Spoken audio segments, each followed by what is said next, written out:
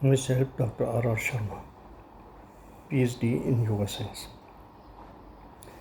मैंने जो रिसर्च शुरू की वो योग विज्ञान को जानने के लिए नहीं की। मैंने जो शुरू की 5 साल से ही अपनी रिसर्च, उसका कारण था बचपन से, यानी 5 साल से ही मेरे अंदर कुछ घटनाएं घटित हो रही थी और जो सच निकल रही थी। मैं जानना चाहता था ये क्या हो रहा है, ये क्यों हो रहा है और ये ठीक कैसे निकल रही है। जैसे मैं जब मेडिटेशन में होता तो ये मेरे साथ हुआ कि मैं शरीर में से बाहर निकल रहा हूँ। जब मुझे पता है मैं शरीर में से बाहर निकल रहा हूँ, क्योंकि वो प्रोसेस पता लग जाता, स्टार्ट हो गया। फिर जब निकल जाता हूँ तो मुझे मेरे शरीर का नहीं पता। फिर मैं किसी जंगल में होता हूँ जो सुनसान सूखा जंगल है,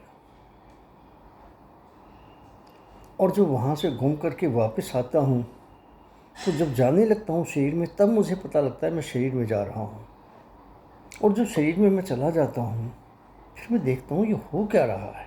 मैं आंखें खोल के देखूँ तो सही, और जब मैं देखता हूँ तो मैं क्या देखता हूँ, मेरी आंखें तो पहले ही खुली हुई हैं।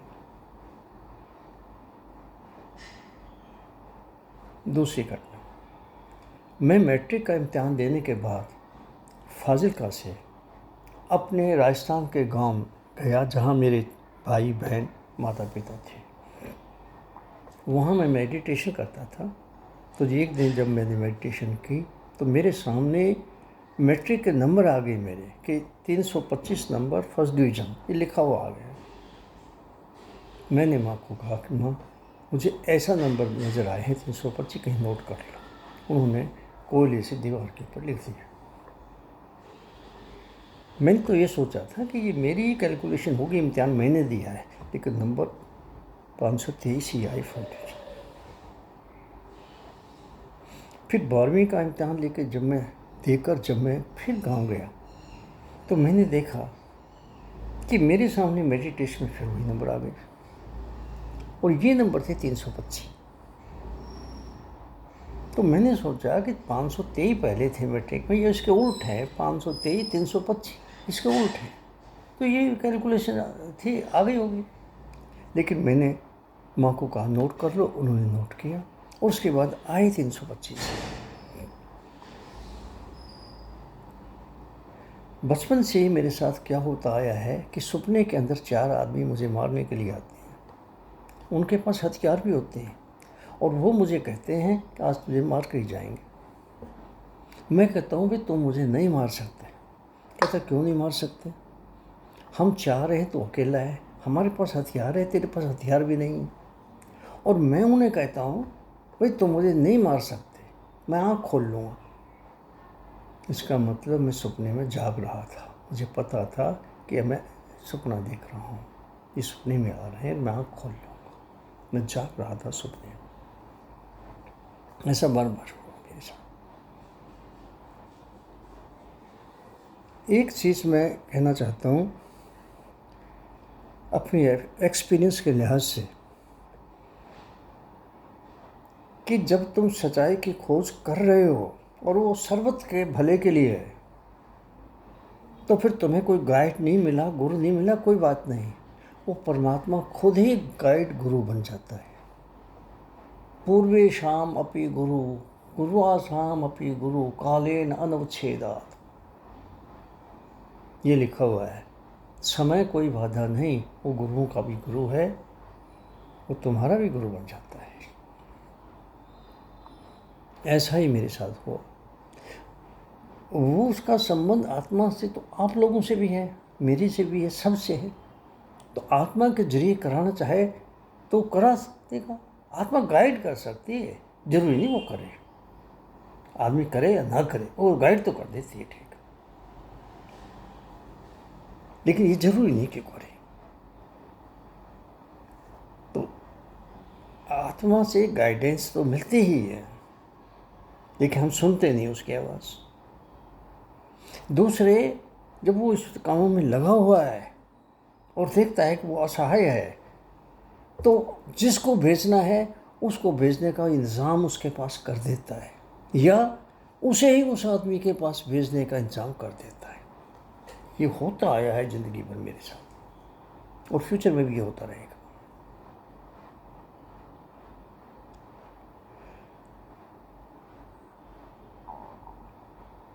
एक आदमी मुझे मिला और मुझे कहा, ये 1964 की बात है, कि मैं तुम्हें जानता हूँ, तुम मुझे नहीं जानते।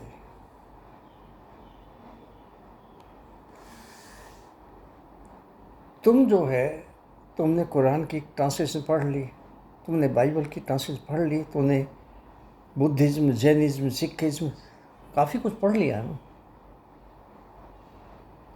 लेकिन तुम्हें ओरिजिनल हिंदुस्तान के ग्रंथ पढ़ने के लिए संस्कृत में करनी चाहिए एमए इंग्लिश मीडियम के साथ। जब मुझे ऐसा कोई आदेश होता है मैं कर देता हूँ। मैंने इंग्लिश मीडियम में एमए संस्कृत कर ली, और मैंने ओरिजिनल पढ़े फिरे वेद शास्त्र उपनिषद सारे।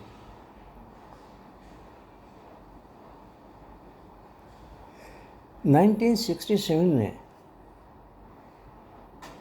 एक आदमी जो पहुंचा हुआ था, जो 5 साल की उम्र से 20 साल तक, जिसने कैलाश पर्वत के पास जो हेडक्वार्टर हुआ करता था वहाँ गुजारे थे और 20 साल की ट्रेनिंग ली थी, उसने मेरे पास संदेशा भेजा कि मुझे आके मिलो, और मैं उसको जाके मिला, और मिला भी हम होगा में। उन्हें मुझे देखते ही कहा, भाई तुम्हारी कुंडलनी शक्ति जागने वाली है, तुम मुझे बताया तुम ऐसा किया करो। मैं कहता हूँ ये तो मैं करता हूँ। तो कहा फिर जाग जाएगी। मैं वापस आ गया। दूसरे दिन सुबह जल्दी उठ के, मैं 3 बजे उठ जाता हूँ, मेडिटेशन कर रहा था। उस मेडिटेशन में जो एक्सपीरियंस मुझे हुआ ना, वो ज़िंदगी में पहली दफ़ा हुआ, और वो मैं नहीं समझता कि वो ऐसा हो जाता है, ये उसी ने किया होगा, क्योंकि वो ऐसा पहुंचा हुआ आदमी दूर से भी कर सकता है। हुआ ये कि मेरी वो पर्सनैलिटी, बॉडी और माइंड ऐसा लगा जैसे किसी हाई वोल्टेज ग्रिप में आ गई है, और ऐसे ऊपर से नीचे हो रही है, ऐसे ऊपर से नीचे हो रही है। मेरी अवस्था अंदर थी, लेकिन ये मुझे पता था ये हो रहा है, और अंदर भी जैसे ढड़का जा रहा हो ऐसे हुआ। कुछ देर ये प्रोसेस चला, फिर शांत हुआ। मुझे एक तस्वीर नज़र आई, मैं तैयार हो गया अपनी ड्यूटी पर जाने के लिए। सुबह ड्यूटी पर मैं गया शीन हायर सेकेंडरी स्कूल, गवर्नमेंट का जो है मुक्तसर, वहाँ मैं लैंग्वेज टीचर था। तो वहाँ पर जब मैं इंग्लिश पढ़ाने लगा तो एक लड़का खड़ा हो गया, कहता है मैं पानी पिया हूँ। वो लड़का वही था जो मेरे पर एक्सपेरिमेंट हुआ, और उस मुझे नजर आया था। मैंने कहा मैं तुम्हें पानी यहीं पिला देता हूँ। मैंने उसे बैठाया और वो अंदर चला गया। इसके सिम्टम्स होते हैं, अंदर चला गया, बाहर आ गया, ये सिम्टम्स होते हैं। वो चला गया तो हमने कहा क्या हो रहा है? कहता जी मैंने पानी पी लिया। मिल्क शेक पिला सकते हो? पी ले। कहता जी मैंने मिल्क शेक के 2 गिलास पी लिए और नहीं पीता।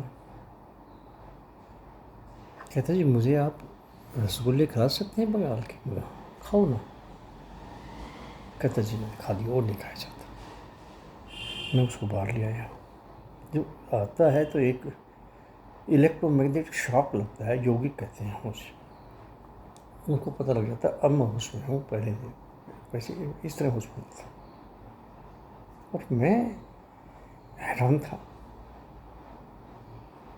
बच्चे हैरान थे, वो भी हैरान था, वो भी हैरान था, वो तो ज़्यादा हैरान था। बच्चे भी हैरान थे, मैं भी हैरान था, ये क्या हो रहा है? क्योंकि मैं तो ये करना भी नहीं चाहता, मैं तो इनके खिलाफ तो करता रहा हूँ, ये क्या हो रहा है? मैंने पढ़ाना शुरू कर दिया कि इनका ध्यान हटाओ यहाँ से। आधे घंटे पढ़ा के मैंने कहा भाई खिलाओ। जब पानी पिया तो छुट्टी मांग रहा था, पानी पिया। कहते सर पानी। मैंने मिल्क शेक पी 2 गिलास, मैंने कुछ खाया। एक दिन मैं हिंदी टीचर थी, उनके घर गया, मेरी कोलीग थी, तो वहाँ एक लेडी से बात कर रही थी। वो लेडी उसे बता रही थी कि मेरा लड़का मेरे ही घर के इस कमरे में जब जाता कोई थप्पड़ मारता है। मैंने सुन ली। मैंने कहा मैडम लड़के को लेके अभी यहाँ आ जा। वो गई, लड़के को लेके आ गई। मैंने उसे बैठाया और कहा भी कौन है।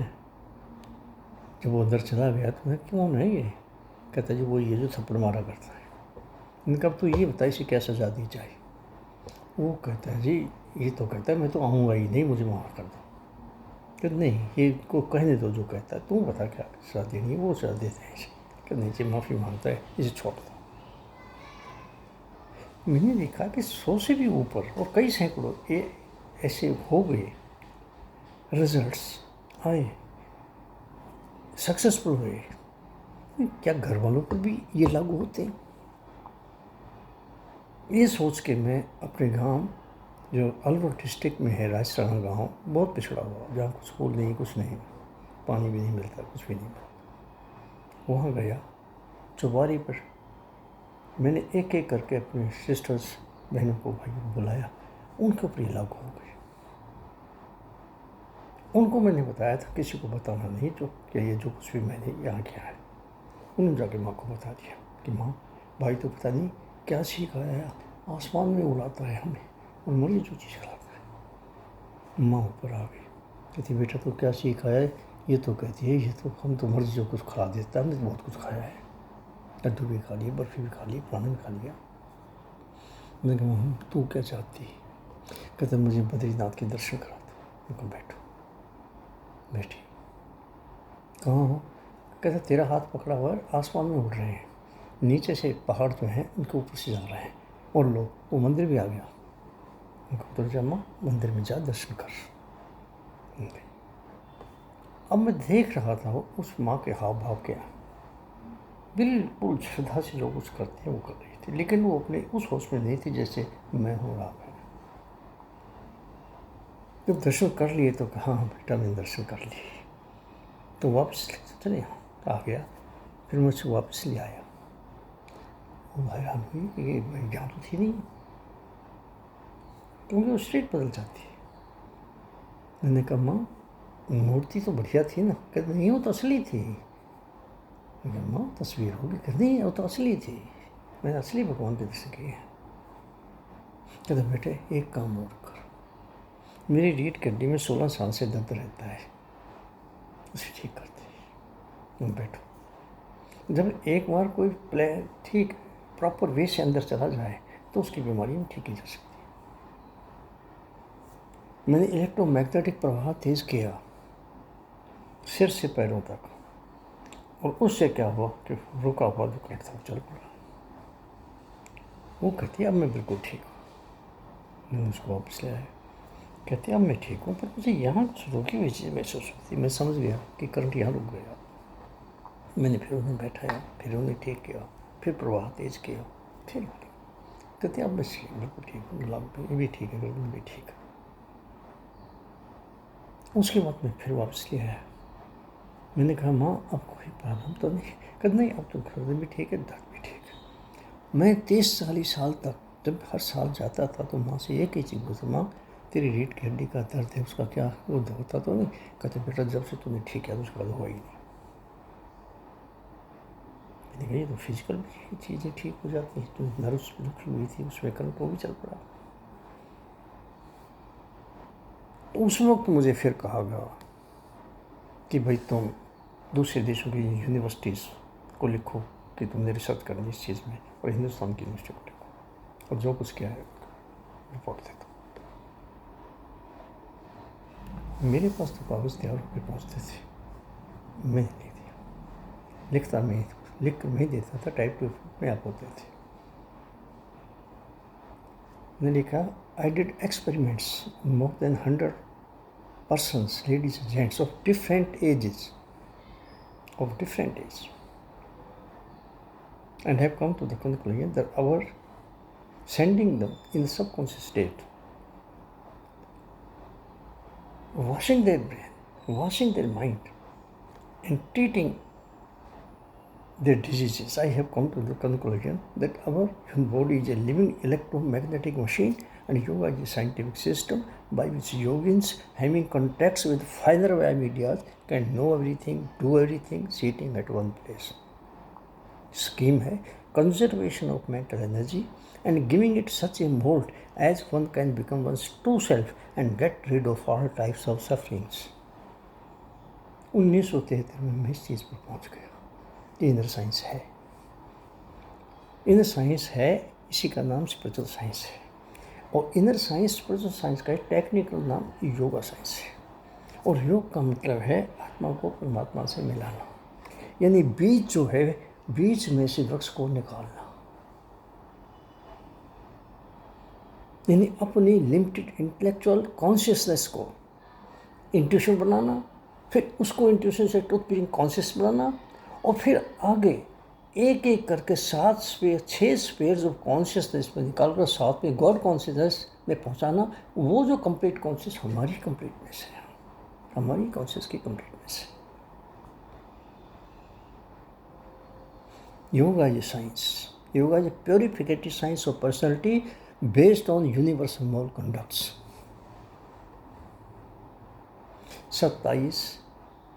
65 यूनिवर्सिटीज़ को मैंने भेजा, विदेशी भी थी और हिंदुस्तान की भी थी। विदेशियों ने तो साफ लिख दिया, there is no such capable man as can guide you, please find somebody else in India.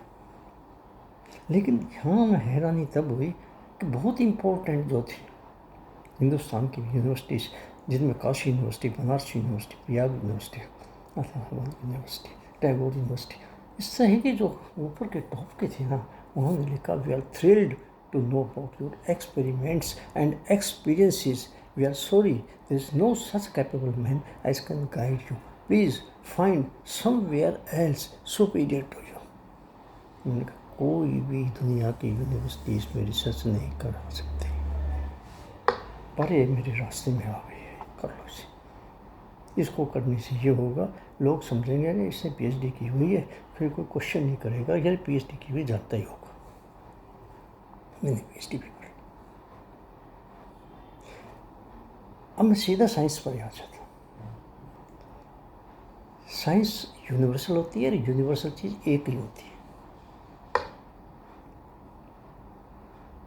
Science universal होती है और यूनिवर्सल चीज़ एक ही होती है,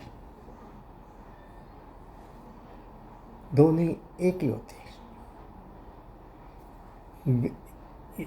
बेसिक साइंस एक ही है, उसका नाम ही बेसिक साइंस है। वो एक वृक्ष की तरह है जिसकी एक जड़ है, जिससे सारी साइंसेस को पानी मिलता है, खुराक मिलती है, पानी मिलता है, सींच जाता है। और उसका जो स्टेम है, उसमें हर तरह के नेगेटिव पॉजिटिव यूनिवर्सल प्रिंसिपल्स हैं जो पर लागू हो रहे हैं। उसकी 2 शाखाएं हैं, एक तो आउटर साइंस, इसे मेटेरियल साइंस कहते हैं, एक इनर साइंस जिसका टेक्निकल नाम योगा साइंस। मेटेरियल साइंस जो है, इसकी कितनी ब्रांचेज है, इसके सब मैटर के सब्सटेंस के टाइप के मुताबिक, काइंड के मुताबिक।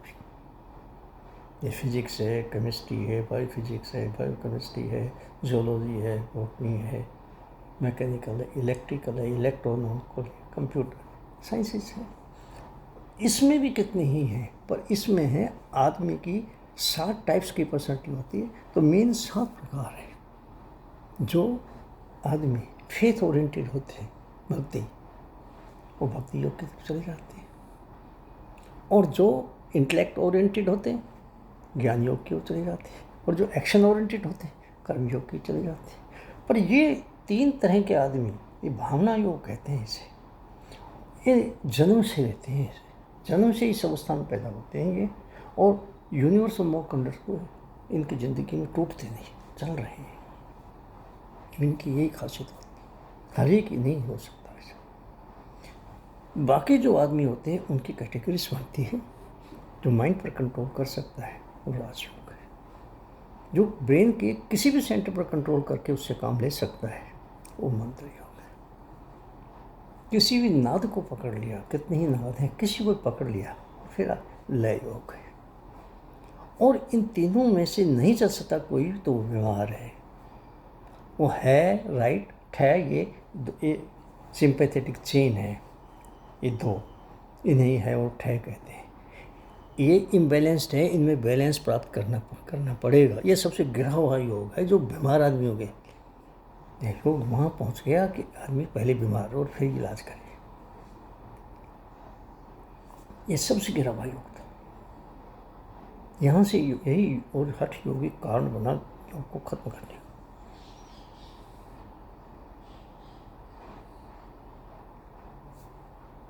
ये जो है यूनिवर्सल प्रिंसिपल्स, ये मेटल साइंस में भी है, प्रकृति के अंदर है मेटल साइंस की भी। अगर दो हाइड्रोजन के एटम में एक ऑक्सीजन का एटम है, पानी बन जाएगा। यहाँ बना लो, बम्बई बना लो, चंद्रमा बना लो, कहीं दुनिया बना लो। तो इसी तरह ये जो इनर साइंस है, योगा साइंस है, इसके भी यूनिवर्सल प्रिंसिपल प्रकृति में है, जिन्हें यम और नियम कहते हैं, ह्यूमन वैल्यूज़ कहते हैं। मैं उन्हें यूनिवर्सल मॉरल कंडक्ट्स कहता हूँ, क्योंकि ह्यूमन वैल्यूज से भी ऊपर है। इसमें तो पशु पक्षी जानवर सारी प्रकृति आ गई, इससे भी ऊपर है। तो ये जो है ह्यूमन वैल्यूज, मोरल वैल्यूज, इनकी जो सब्सटेंस है, मेटल साइंस मैटर के सब्सटेंस से, मैटर से डील करती है, सुख के साधन देती है। तो योगा साइंस चेतना को प्योरीफाई करती है, बॉडी और माइंड को करके चेतना को प्योरीफाई करके विकास की ओर, कंप्लीट विकास की ओर ले जाती है, यहाँ कंप्लीट सुख। इसके अंदर सुख जो है मेटल साइंस का, वो फाल्स सुख है, फाल्स। वो सुख प्लेयर फाल्स है, लगता है सुख देगा, देता नहीं। जैसे कि हिरन है, दूर से देखता है वहाँ पानी चमक रहा है, वो रेत है, दूर से चमक रहा है, रेगिस्तान में वो पानी समझता है, पर जाएगा तो पानी मिलता नहीं, वो तो रेत है। और ऐसे दौड़े जा रहा है, पानी वहाँ मिलता नहीं। तो हम सोचते हैं इससे सुख मिलेगा, सुख उससे भी नहीं मिलना। जो मर्जी यूज कर लो, सुख किसी से नहीं मिले, क्योंकि सुख जो है सुख की साधन में नहीं होता, सुख की अवस्था में होता है। इसका अवस्था से ताल्लुक जो है वो योगा साइंस का है। ये उस अवस्था में पहुंचाती है जहाँ सुख दुख दोनों ही परे हट जाते हैं, आनंद ही आनंद रहता है, जिसे ब्लिस कहते हैं, कंप्लीट। ये तो मेट्रिक साइंस का सुख तो ऐसे है जैसे कि उसकी नाभि से सुख आ रहा है, जो हिरण है, और वो दौड़ रहा है कि मैं जो दौड़ रहा हूँ नज़दीक आ रहा है सब, इसका मतलब और दौड़ रहा हूँ। वो दौड़ रहा है, दौड़ गया, ये दौड़ के मर जाता है। फिर तो मर जाएगा इससे। आनंद ही लेना चाहता है तो शांत होकर बैठ जा, तेरी नाभि में आ रहा है, आनंद ले ले। लेकिन दौड़ के मर जाता है। पागल को कौन समझाए? वैसे ही दुनिया पागल हो फिर रही है। कौन समझाएगा कि इसमें सुख मिलेगा? इस दौड़ में कहाँ सुख मिलेगा? स्थिरता में है सुख। तो ये जो है ये शुद्ध ही करती है, प्योरीफाई करती है योगा साइंस बॉडी और माइंड को, अंतःकरण को पूरी तरह, मन बुद्धि अहंकार चित्त को। लेकिन इसका शुद्धि से कोई ताल्लुक नहीं। इसे तो साधन देने यूज करो ना करो, मर्जी से करो, शुद्धि से कोई ताल्लुक नहीं। ये यूनिवर्सल मोरल कंडक्ट को डे टू डे लाइफ में प्रैक्टिकली लागू करवाती है ये साइंस, योगा साइंस। ये इन्फॉर्मेशन तो दे देगी, सच बोलो, झूठ नहीं बोलना चाहिए, तंग नहीं करना चाहिए, लेकिन तुम चाहे झूठ बोलते हो, तंग करते हो, उसका कोई ठेका नहीं लिया उससे। तुम तो इन्फॉर्मेशन देगी, चला नहीं सकते। सुझाव इन्फॉर्मेशन देगी, समझ नहीं बढ़ा सकती। समझ का चेतना से ताल्लुक है। चेतना और चीज़ है, ये डेड है, ये डेड है। इसलिए इसकी लेबोरेटरी है हमारी, ये तो डेड लेबोरेटरी है, डेड मशीन है। ये है जिंदा, ये है जिंदा हरि मंदिर। सारी यूनिवर्स इसमें रिफ्लेक्ट हो रही, तो बाहर पता नहीं कितने जन्म लग जाएं, पहुंच ही नहीं सकते हैं। हम अपनी ज़िंदगी में सोच तक भी नहीं पहुँचते। ये यहाँ बैठ के डुबकी लगाओ ना, कहीं सब जगह पहुँच जाओ, इसमें सारी चीज़ें हैं। ऑल्टरनेटिवली दोनों साइंसेस बदलते हैं, दिन रात की तरह, जैसे धरती के दिन रात की तरह। जब दिन होता है यानी अपीयर हो जाता है मटेरियल साइंस, तो ये डिसअपीयर हो जाती है, और जब वो अपीयर होती है वहाँ दिन आ जाता है, अपीयर हो गई, नज़र आ गया, तो वो डिसअपीयर हो जाता है। जब योगा साइंस ऊपर से नीचे जाती है तो वो नीचे से, तो ये एक्सट्रीम होती है। लेकिन जब ये साइंस मटेरियल साइंस नीचे से ऊपर जाती है तो वो नीचे आ जाती है, ये एक्सट्रीम होती है। ये इस वक्त मटेरियल साइंस एक्सट्रीम में है। आदमी आसमान में हवाई जहाज की तरह, पक्षी की तरह उड़ रहा है, समुद्र में मछली की तरह तैर रहा है, लेकिन आदमी को ज़मीन पर चलना नहीं आ रहा। अब ये एक्सट्रीम में है, इसलिए योगा साइंस डिसअपीयर हो गई है। योगा साइंस धर्म की जड़ को सींचने वाली साइंस है, अध्यात्म की जड़ को सींचने वाली साइंस है। ये योगा साइंस पहले डिसअपीयर होती है, उसके बाद धर्म होती है। अब धर्म डिसअपीयर हो चुके हैं, ख़त्म है, क्योंकि ये पहले ही ख़त्म हो चुकी है। लेकिन एक यूनिवर्सल प्रिंसिपल है, और वो ये है यूनिवर्सल प्रिंसिपल कि जब धर्म खत्म हो जाता है, धर्म का लोप हो जाता है, अध्यात्म का लोप हो, तो धर्म की रक्षा के लिए योग साइंस को फिर प्रकट होना ही पड़ता है। अब इसका टाइम आ गया है, ट्रांसफॉर्मेशन ऑफ टाइम चल रहा है। इसका transformation of time global level पर चल रहा है।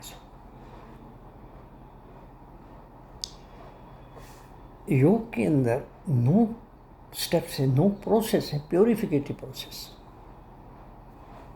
पहले 2 है यम और नियम, और बाकी है आसन, प्राणायाम, प्रत्याहार, धारणा, ध्यान, समाधि।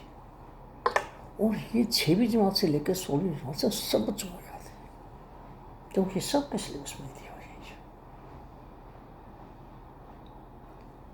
सब के सिलेबस में। और फिजिकल एजुकेशन के तो चाहे 16वीं जमात है, चाहे पहली जमात है, सब में दिए हुए हैं।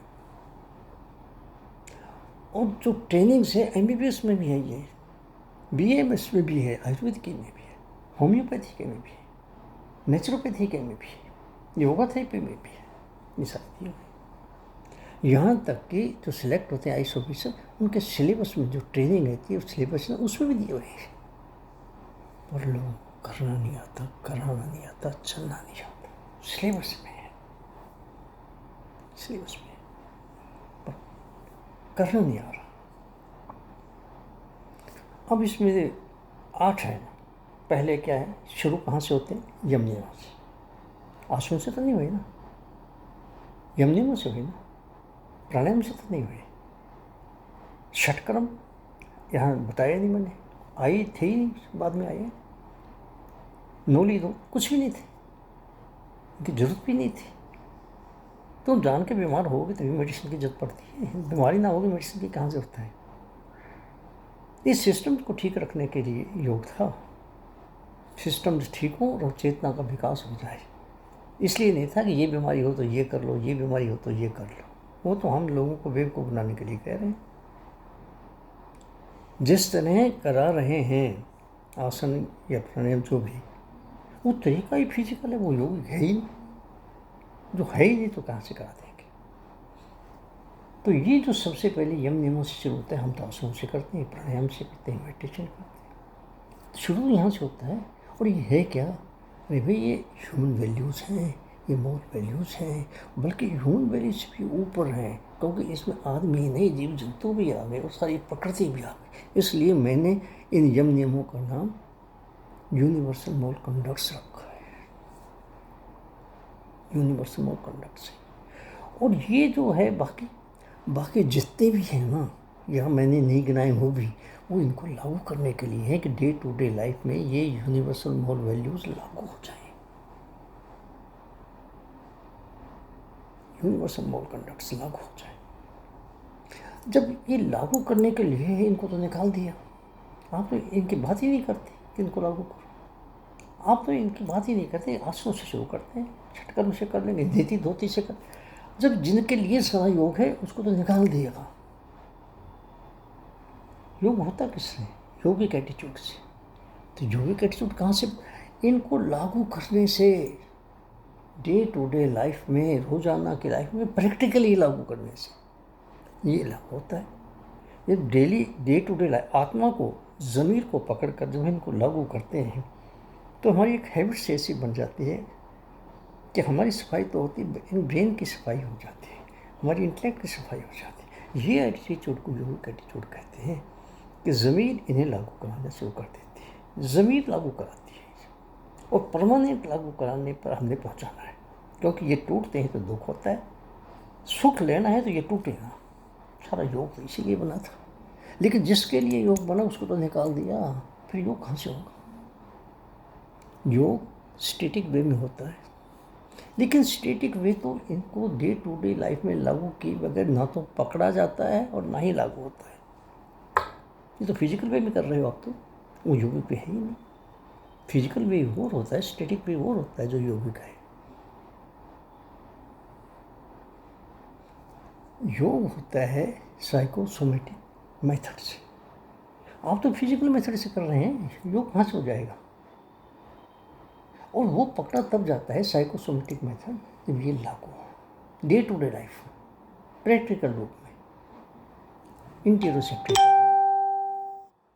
इंटीरोसेप्टिव टेक्निक तो बहुत दूर है, वो तो तब शुरू होती है 5 के बाद, यम, नियम, आसन, प्राणायाम, प्रत्याहार। जब हम अंदर जाते हैं ना ध्यान में, वहाँ शुरू होती है। तो वहाँ पहुँचो तो सही, वो तो मैं बताऊँगा आज कैसे पहुँचोगे। हाँ, तो ये बेस है योग, यम, नियम, यूनिवर्सल मोरल कंडक्ट्स। और भाई इसके ऊपर ही 6 मंजिलें खड़ी है, आसन, प्राणायाम, प्रत्याहार, धारणा, ध्यान, ये मंजिलें इसके ऊपर खड़ी है। पर इस नीम को ही निकाल दिया तो तुम्हारी मंजिलें कहाँ हैं भाई? कहाँ से बना ली मंजिलें जो तुम कहते हो योगा करते हो, आसन करते हो? ये नीम तो है नहीं, कहाँ से बना ली? ये आखिरी मंजिल भी है। ये जितनी भी प्रैक्टिसेस है, यम, नियम से लेकर आसन, प्राणायाम, प्रत्याहार, इस सब का एक दूसरे की हेल्प करते हुए उस अवस्था में पहुंचा दिया जाए जहाँ ये टूटेगा, लागू हो जाए। पर इनको तो निकाल दिया, लक्ष्य को ही निकाल दिया। कहाँ पहुँचोगे? कहाँ पहुँचोगे? मंजिल को तो निकाल दिया, कहाँ पहुँचोगे? देखिए, ये universal moral conducts, human values, universal moral conducts मैं कहता हूँ, इनका प्रकृति से ताल्लुक है। जैसे यूनिवर्सल प्रिंसिपल्स मेटेरियल साइंस की प्रकृति के अंदर है, बह रहे हैं, साइंटिस्ट तो पकड़ते हैं बह रहे हैं इसमें, वैसे इनर साइंस के, योगा साइंस के जो यम, नियम, ये जो प्रिंसिपल है, ये भी इसमें बह रहे हैं। इस बार नहीं है, प्रकृति से बात कुछ नहीं होता। तो हमें प्रकृति को समझना होगा, तभी नहीं समझ सकते हैं। अब मैं बताता हूँ, प्रकृति इटर्नल है, सदा रहने वाली है, तो कभी खत्म नहीं होती। ऑल प्रोवाइडिंग, सब जगह है ये, कोई जगह खाली नहीं इससे। जिसे हम खाली कहते हैं वहाँ भी है, वहाँ भी है, आकाश है वहाँ, वहाँ भी है।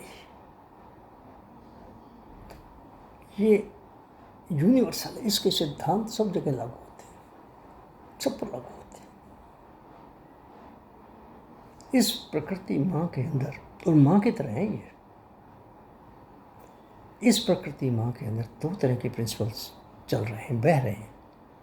एक तो नेगेटिव यूनिवर्सल प्रिंसिपल्स और दूसरा पॉजिटिव यूनिवर्सल प्रिंसिपल्स। इसी तरह 2 तरह के प्रोसेस इस प्रकृति माँ में बह रहे हैं। एक तो नेगेटिव यूनिवर्सल प्रोसेस, एक पॉजिटिव यूनिवर्सल प्रोसेस। जब नेगेटिव यूनिवर्सल प्रिंसिपल्स किसी पर लागू होते हैं तो वो नेगेटिव यूनिवर्सल प्रोसेस में बह जाता है। और किधर जाता है? Mental disease, irritation, tension, frustration, degeneration, decay, destruction, death इधर जाएगा वो लागू हो गया तो। और अगर पॉजिटिव लागू होते हैं तो वो किधर जाता है, वो पॉजिटिव प्रिंसिपल लागू होते हैं तो पॉजिटिव प्रोसेस में बह जाता है और वो जाता है complete purification of body and mind, complete health, complete consciousness, complete peace of mind, complete bliss. Negative जो है यूनिवर्सल प्रिंसिपल्स जितने भी हैं, हजारों लाखों जितने भी हैं, उन सब का एक मेन चैनल है जिसका नाम है वायलेंस। किसी को तकलीफ थी वाई अपनों को भी तकलीफ थी ना, इसमें आ जाएगा। हम पाप कर रहे हैं, अपने को भी तकलीफ दे रहे हैं। तो यूनिवर्सल प्रोसेस नेगेटिव एक ही चैनल, उसके 5 चैनल हैं। प्योरिफिके पहला है हिंसा, किसी को तकलीफ मत दो, ना करने वाले हैं मत दो, तकलीफ नहीं देनी। झूठ मत बोल लो, चोरी मत करो, एनर्जी को वेस्ट भी मत करो, मिस यूज भी ना करो, क्योंकि सारे काम एनर्जी से ही होते हैं। जिस चीज़ पर हमारा अधिकार नहीं वो मत लो, रिश्वत मत लो, कब्जा मत करो किसी चीज़ के ऊपर, ज़रूरत से ज़्यादा चीज़ें स्टोर ना करो, नहीं महंगाई बढ़ेगी, गरीब मर जाएंगे, ये हिंसा है। जब हम ऐसा नहीं करेंगे तो एनर्जी वेस्ट नहीं होगी, बचेगी। जो बचेगी उसको पॉजिटिव में लगाओ, और पॉजिटिव का मेन चैनल एक ही है, प्योर हो जाओ। बॉडी माइंड को प्योर है, खालस, प्योर, खालसा बनाओ, प्योर बनाओ, साफ करो। इसके भी 5 ही चैनल है, ये कैटेगरीज है 5 चैनल। इसमें और कितनी ही चीज़ें आपको मिलती हैं। संतोष, कंटेंटमेंट, उस अवस्था को वो क्या होती है, एक्सपेक्टेशंस को घटाते चले जाओ, डिज़ायर्स को घटाते चले जाओ। डिज़ायर्स जो है इम्प्योरिटी होती है, इनको घटाते चले जाओ। डिज़ायर लेसनेस के स्टेट में चलेगी तो मोक्ष मिल जाएगा, जिसे कहते हैं परमात्मा तक पहुंचना। वही अवस्था है। अगर परमात्मा आ जाए नज़दीक और हमारी इच्छा आ जाए और नज़दीक आ जाए, परमात्मा उससे भी दूर चला जाएगा, क्योंकि इम्प्योरिटी आ गई। प्योरिफिकेशन। तीसरा है तपस्या। तपस्या तो ये ह्यूमन वैल्यूज़ हैं, यम नियम है, यूनिवर्सल कंडक्ट, इनको डे टू डे लाइफ में लागू करना ही तपस्या है। ये तपस्या नहीं एक टांग पर खड़े हो जाओ, ये नहीं चारों तरफ आग लगाओ और वहाँ खड़े रहो, ये नहीं ठंडे पानी से स्नान करते रहो 100 घड़ी डाल के। ये तपस्या नहीं है, ये तो बेवकूफ़ बना रहे हैं सारे। तपस्या है इनके ऊपर चलना, यूनिवर्सल कंडक्ट को लागू करो practically day to day life में, ये तपस्या है। और फिर स्वाध्याय, अपना अध्ययन करो, कॉन्शियसली करो इंटेलेक्ट से, सबकॉन्शियस करो इंट्यूशन से, और अनकॉन्शियस स्टेट में करना तो टूथ पिकिंग कॉन्शियस से कर। तो वो योगा में है ना सारी चीज़ें, ये अवस्थाएँ ला सकता है। अपनी गलतियाँ देखो, उन गलतियों को साफ करो, जहाँ सफाई होनी उन्हें साफ करते चले जाओ, पूरी तरह खालस बन जाओ। और लास्ट है अपनी कंप्लीटनेस को प्राप्त करने, यानी बीज में से वृक्ष को निकालना। तो बीज में से वृक्ष को निकालना, उसमें कैसे निकालोगे?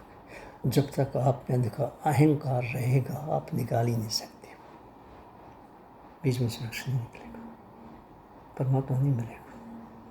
वो ही अखंड को खंड खंड करता है अहंकार। वो अहंकार ही जब खत्म होता है तब होता है। तो ये हमारी स्टेट्स 7 स्टेट्स हैं इंटेलेक्ट के बाद, 6वीं के एंड में अहंकार खत्म होता है, फिर परमात्मा होता है। फिर तो सामने खड़ा होता है, पर्दे हट गए सारे। अब मैं आपको ये कहना चाहता हूँ कि ये जो 5 चीज़ नहीं करनी, किसी को तंग ना करो, चोरी झूठ ना बोलो, चोरी ना करो, ये चीज़ें, और अच्छी चीज़ करनी, अपने आप को प्योर करना, साफ करना, संतोष रखना, तपस्या करना, या यूनिवर्सल मोरल कंडक्ट, इनमें बुरी क्या है? सारी तो धर्मों में ये है, सारे हर प्रकार के अध्यात्म में, सब प्रकार के अध्यात्म में भी। इसमें बुरा क्या है? कौन इसकी खिलाफत करेगा? जो तुम लागू कौन करेगा? अगर तुम योग कह के कराना चाहते हो, कहते हैं तो योग हटा दो, इनर साइंस नाम रख लो, साइंस के रूप में लाओ इसे सामने, साइंस के रूप में। साइंस सबकी होती है, सबके लिए होती है, ये साइंस है। अब मैं आपको बताऊं कि ये जो मैंने गिनाए हैं ना, यम नियम 2, बाकियों को छोड़ो, वो तो इनको लागू करने के लिए है। यही नियम है, यही आखिरी मंजिल है और यही मेजरिंग स्टैंडर्ड है। पैमाना भी यही मापने का किसी की ज़िंदगी में ये कैसे लागू हो रहे हैं। बहुत कोशिश से, कम कोशिश से, अपने आप जिस अवस्था में लागू हो रहे हैं उस अवस्था का वो मालिक है। जब इनको ही हटा दिया तो नापोगे कैसे कि कोई योगी है भी कि नहीं। जब इनको ही हटा दिया तो एक कातिल भी जो है कपड़े पहन के साधु के आएगा, आप कहेंगे तो योगी है। इसने क्या दुनिया से लेना, दुनिया छोड़ी हुई। क्योंकि मेजरमेंट तो हटा ही दिया, मापने वाली चीज़ कि योगी है भी कि नहीं, ये योग कर रहा है कि नहीं कर रहा, ये ठीक कर रहा है गलत कर रहा है, वो तो हटा दिया आपने। यही था मेजरमेंट का तरीका। और इसी चीज़ ने हिंदुस्तान को विश्व गुरु बनाया था। यूनिवर्सल मोरल कंडक्ट्स लागू होने, कहने नहीं, लागू हो रहे थे, उस अवस्था ने बनाया था विश्व गुरु। और उसी अवस्था से 2 स्लोगन निकले थे, सर्वे भवन्तु सुखिनः, सर्वत्र का भला हो। आदमियों का ही ना हो और हमारा ही ना हो, इस पृथ्वी पर ना हो, बाकी पृथ्वी का भी हो, जीव जंतुओं का भी हो, सबका भला हो। वसुधैव कुटुम्बकम, ये सारी धरती हमारा परिवार है। जैसे जो खेती करते हैं, उनके जो बलद हैं, उनके जो ट्रैक्टर हैं, उनके जो कुत्ते, वो भी फैमिली मेम्बर हैं। उनको उसी तरह रोटी देते हैं, उसी तरह पालते हैं, फैमिली मेम्बर की तरह। वो भी सोचते हैं हम फैमिली मेम्बर हैं, तो हम तो सबको फैमिली मेम्बर समझते हैं। तो ये नारा भी दिया था वसुधैव कुटुम्बकम, इसी अवस्था ने दिया था। इसी अवस्था, इस अवस्था को लाया जा सकता है। अब मैं एक मोटा सा तरीका आपको बताता हूँ कि योग किया कैसे जाता है, मोटे तौर पर, जो आप जानते हैं और कोई बताएगा भी नहीं। सबसे पहले इन्हें लागू किया जाता है और योगिक एटीट्यूड यानी ज़मीर को पकड़ के, आत्मा को पकड़ के लागू किया जाता है। जब तक सेल्फ ऑनेस्ट नहीं होगे लागू ही नहीं कर सकते। डिसिप्लिन, रेपुटी, पंक्चुअलिटी पे तुम चले ही नहीं सकते सेल्फ ऑनेस्ट नहीं होगा। सेल्फ ऑनेस्ट होगे तो ही इन्हें लागू करोगे। तो सेल्फ ऑनेस्ट होकर जब इनको लागू करते हैं योगिक एटीट्यूड क्रिएट हो जाता है, आदत बन जाती है और सफाई शुरू हो जाती है, कॉन्शियस की भी, इंटेलेक्ट की भी। इसे योगिक एटीट्यूड कहते हैं। तो वो योगिक एटीट्यूड जब क्रिएट हो जाता है, पहले नहीं कि हमने रख लीजिए, पता लग गया, ये करो ये ना करो, नहीं, लागू हो रहे। जब ये एटीट्यूड क्रिएट हो जाता है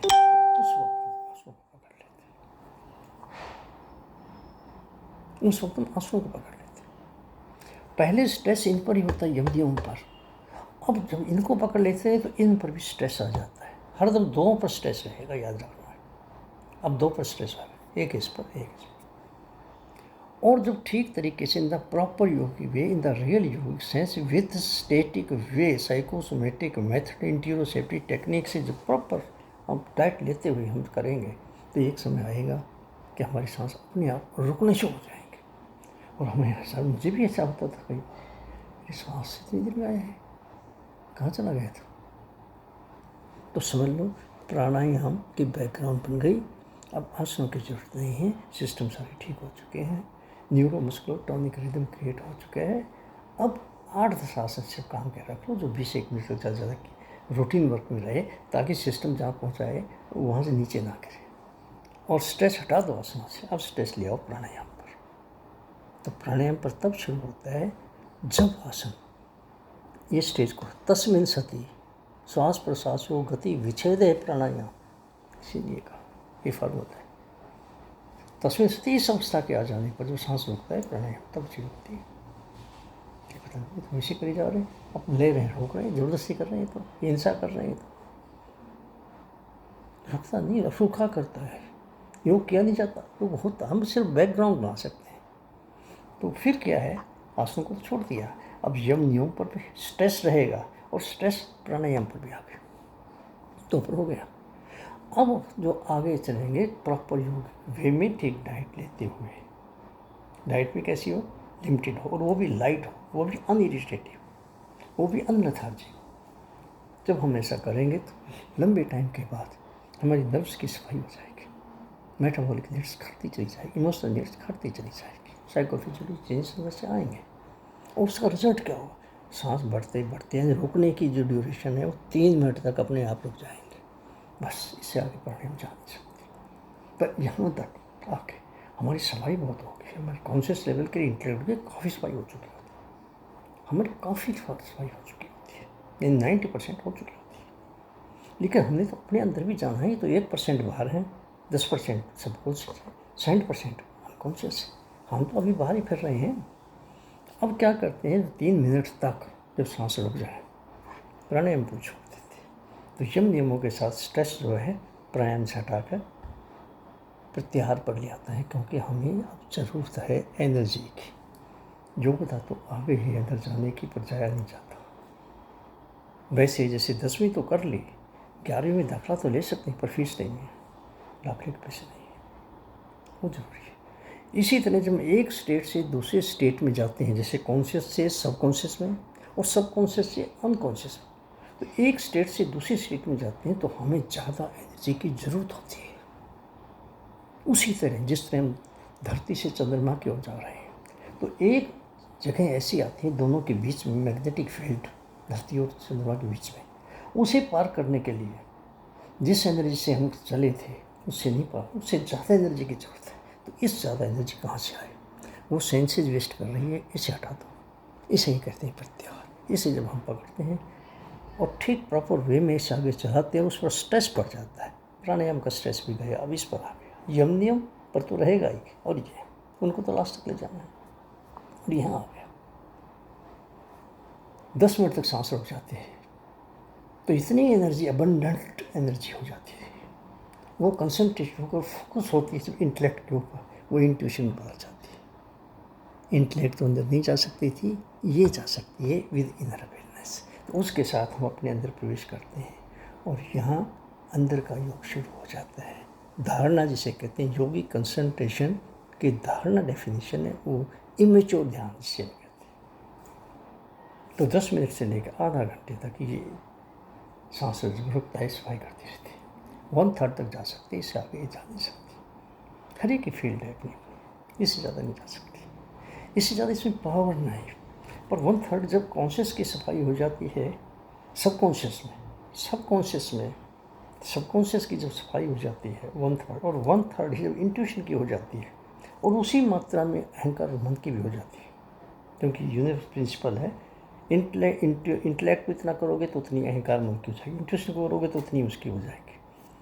तो फिर जो है इतनी सफाई हो जाती है, वो मेच्योर हो जाती है। फिर वो ध्यान में मेच्योर जो है वो आगे जा सकती है, सबकॉन्शियस के सारे 1/3 ही नहीं, उसके आगे भी जा सकती है पूरे सबकॉन्शियस। अब वो पहले ऊपर जो थी सफाई ध्यान धारणा से, योगिक स्टेज की धारणा, इमेच्योर ध्यान जिसे कहा मैंने, वो आधा घंटा तक, लेकिन मेच्योर होकर ये 6 घंटे तक सांस रोका रहता, वहाँ पहुँचा देते, वो सारे सबकॉन्शियस की सफाई हो जाती। अब इंटेलेक्ट से आगे हमने 2 स्फीयर पार किए, 7 स्फीयर हैं, परमात्मा तक 7 स्फीयर है, 7वां परमात्मा का ही है, कंप्लीट कॉन्शियसनेस का ही है। और इनमें फ़र्क कितना है, हम इंटेलेक्चुअल हैं आदमी, पशु हमारे से नीचे। पशु में हमें जो डिफरेंस है, ये हर एक के बीच में, हर स्टेज में इतना इतना इतना इतना इतना डिफरेंस हर में आएगा, इतना इतना डिफरेंस। तो 2 हमने पार किया इंट्यूशन से, लेकिन इंट्यूशन आगे नहीं जा सकती। लेकिन ध्यान की जब 6 घंटे तक सांस रुक जाता तो इतनी मेच्योरिटी हो जाती है, वो कंसंट्रेट होकर फोकस होती है इंट्यूशन पर, वो ट्रूथ बेरिंग कॉन्शियसनेस बन जाती है, और फिर वो अनकॉन्शियस में जा सकती है, हम बेहोशी में भी जा सकते हैं। अब वो जाके अब 4 स्टेजेस और पार करनी है, फिर 5वीं में, फिर 5वीं 7वीं आएगी, 4 और स्टेज पार करनी, फिर लास्ट परमात्मा की आएगी। तो ये जो है 6वें जो स्फीयर पार करती है, वहाँ अहंकार खत्म होता है। अहंकार इस पर हमें परमात्मा से नहीं मिलने देता, यानी हमारी कंप्लीटनेस से, हमारी कंप्लीट कॉन्शियसनेस से नहीं मिलने देता, ये खंड खंड करता है। इसे ही हटाना कंप्लीट कॉन्शियसनेस को पाना है। जब ये हटता है तो ट्रू सेल्फ जो सामने आ जाता है, फॉल्स सेल्फ पानी भाप बन के उड़ जाता है, वैसे ही उड़ जाता है, खत्म हो जाता है। नानक जीवत यहाँ मर रही है, ऐसा योग कमाइए। नामदेव जी इस अवस्था में थे। इसी अवस्था को द्विज कहते, इसी को ब्राह्मण कहते, इसी को ब्रह्मचारी कहते। ब्रह्म में विचरण कर रहा हूँ, यूनिवर्सल लेवल पर जी रहा हूँ। उसके बाद जब ये पर्दा हटता है तो परमात्मा तो सामने खड़ा अपने आप सामने नजर आ जाएगा। तो इस तरह उस अवस्था में जाकर टूटते नहीं, कंप्लीट प्योरिफिकेशन हो गई, कंप्लीट हेल्थ हो गई, complete consciousness, complete peace of mind, complete bliss की ये अवस्था है, को हम प्राप्त कर लेते हैं। ये सफ़र है इस सारी चीज़ का। अब ये सफ़र है, ये साइंस का है, और ये बहुत मेच्योर बात मैं कर गया, बहुत दूर की। लेकिन इस वक्त तो इस साइंस की वही अवस्था है जो गैलीलियो के टाइम में मेटल साइंस की थी। गैलीलियो देख रहा था धरती गोल है, वो समझ रहा था और कह भी रहा था धरती गोल है। पर मेरी एक बात याद रखना, सच्चाई का हिसाब किताब संख्या की गिनती के हिसाब किताब से नहीं होता। एक आदमी सच्चा भी हो सकता है, लाख आदमी गलत भी हो सकती है, और यही गैलीलियो से हुआ। तो वो अकेला ही कह रहा था धरती गोल है, और प्रूव करते था धरती गोल। लेकिन बाकी तो सुनना ही नहीं चाहते थे, सारे इकट्ठे हो गए लाखों। अरे हमारे धर्म ग्रंथों में लिखा है चपटी है, ये तो पापी है, इसे मारी दो। उसे तो मार दिया, पर धरती तब भी गोल है। फिर उसे क्यों मार दिया? कभी जागोगे? उसे वही हालत इस वक्त मेरी इन बातों को जो मैं कह रहा हूँ आप ठीक समझेंगे ही नहीं। जब इनके ऊपर ही कोई नहीं चल रहा तो इसे क्या करें? ये कैसे कर लेंगे? जो बेस ही नहीं रहा, मंजिल भी नहीं रही, मेरी स्टैंडर्ड सब कुछ ही जो आत्मा थी वो निकाल दी। अब योग की जो है योग योग योग हो रहा है, वो योग की आत्मा तो निकल चुकी है।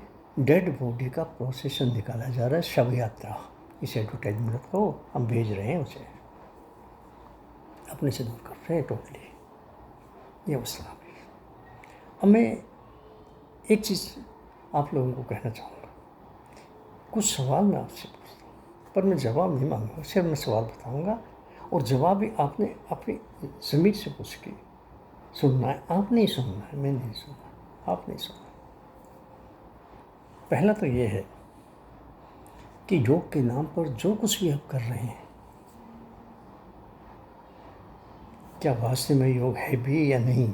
क्या आप योग ही कर रहे हैं या योग के नाम पर और कुछ सब कुछ कर रहे हैं, और ही कुछ कर रहे हैं? ये अपने आत्मा से पूछो बेटे। जब मैंने बताया योग के बारे में, आत्मा में पूछो। जब नियम लागू नहीं हो रहा तो योग लागू नहीं कर रहे आप लोग। मोरल कंडक्ट्स लागू नहीं हो रहे तो योग लागू नहीं चल रहा। उनको लागू करने के लिए तो सारा योग है। वो कहाँ चला गया? योग कर रहा है तो रिजल्ट क्यों नहीं मिल रहे? रिजल्ट तो 3 में 2 मिलाओगे तो 5 है। मिलाया तो है नहीं, 5 होंगे नहीं। 3 पे कुछ भी नहीं मिलाया तो 5 कैसे हो जाएंगे? रिजल्ट क्यों नहीं मिल रहे? ये तो धर्म को जड़ को सींचने वाला विज्ञान है। फिर धर्म की जड़ क्यों सूख गई? धर्म क्यों खत्म हो गया? ये तो अध्यात्म की जड़ को सींचने वाला भी। फिर अध्यात्म की जड़ क्यों सूख गई? अध्यात्म क्यों खत्म हो गया? अध्यात्म क्यों खत्म हो गया? दूसरा ये है, दूसरा क्वेश्चन है कि योग के नाम पर आप जो कुछ कर रहे हैं उससे क्या आप योग की एडवर्टाइजमेंट कर रहे हैं या योग को ख़त्म कर रहे हैं? योग को अंधकार में धकेल रहे हैं ताकि अफीरी ना हो जाए, कहीं प्रकटी ना हो जाए। तीसरा सवाल, क्या आप योग की जो भ्रांति है, मिसकंसेप्शन है, उन्हें ख़त्म कर रहे हैं या उन्हें बढ़ा रहे हैं? अपने आत्मा से पूछो। यम नियम लागू नहीं हो रहे, ये भी याद रखो। और आखिरी क्वेश्चन पूछो, क्या वास्तव में आप सेल्फ ऑनेस्टली योग कर रहे हैं और करा रहे हैं? पूछो, पूछना भी पड़ेगा। आज इंटरनेशनल डे है, पूछना पड़ेगा। पूछो। अभी तक जो मैंने बताया है, मैंने 50% के करीब योग बताया। अभी ताला है ना, ताले के बारे में बताया है। उसकी एक चाबी है, चाबी के बारे में नहीं, चाबी दिखाई भी नहीं है, चाबी के बारे में नहीं।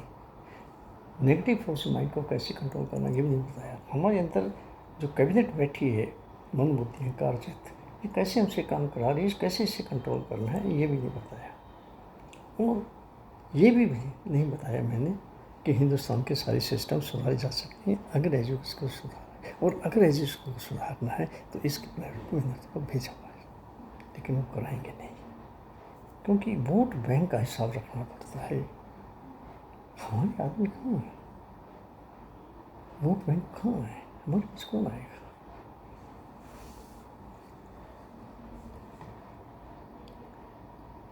पिछुंजा 1 घंटा समझ ले भाई, पूरा कर ले। 1 घंटा है, 1 घंटा, 1 घंटा, ज़्यादा घंटा, ज़्यादा घंटा, क्योंकि इससे ज़्यादा मैं वो कर नहीं सकता। अब कभी दोबारा बुलाओ ना तो 40 मिनट मुझे हो चाहिए, फिर योग का सुन लगेगी। इतनी बात सुन के योग इसमें नहीं लगेगी। यही जो बैठे हुए हैं यही सारी दोबारा सुनेंगे ना, जो बाद में बोलूँगा तो वो नहीं समझ। और अगर नए आदमी आए तो ये नहीं सुना तो उन्हें भी समझ लगेगी। अगर ये आदमी इतना ही सुन के चलेंगे और दूसरी चीज़ नहीं सुनेंगे तो उन्हें भी समझ लगेगी। जो सिर्फ इसे सुनेगा या सिर्फ उसे सुनेगा वो कहेगा ये सुन उसका हाथी है। कोई पैर पकड़ेगा तो पैर आती है, कोई कहेगा पूँछ को या पूँछ आती है, लेकिन हाथी को पकड़ना मुश्किल हो जाएगा। किस्मत जलाए मतलब 1 घंटा, एक घंटा मुझे दे दीजिए।